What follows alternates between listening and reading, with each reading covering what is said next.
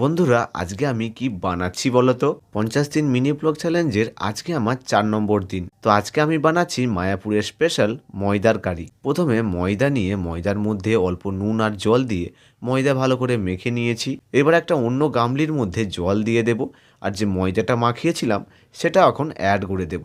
এবার ময়দা ভালো করে ধুয়ে নেব।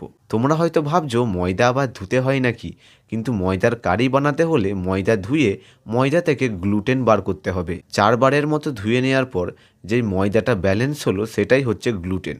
তো এই গ্লুটেন ছোট ছোট করে কেটে এখন লেচির মতো করে নেব।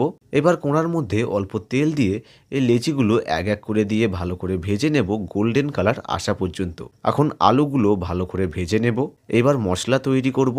যে তেলটা ব্যালেন্স আছে সেই ব্যালেন্স তেলের মধ্যে অল্প ৫ ফোড়ন, ২টো তেজপাতা আর একটা শুকনো লঙ্কা দিয়ে দেব।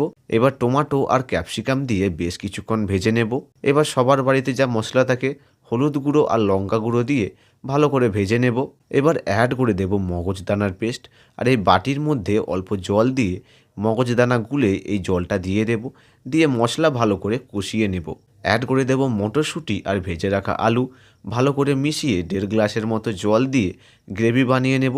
স্বাদ মতো নুন দিয়ে গ্রেভি ভালো করে ফুটিয়ে নেব। তোমরা সবাই কিন্তু কমেন্ট করে জানিও কার কার ময়দার কারি খেতে ভালো লাগে।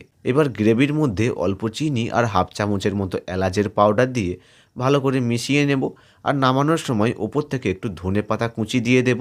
তো তৈরি হয়ে যাবে মায়াপুরের স্পেশাল ময়দার কারি।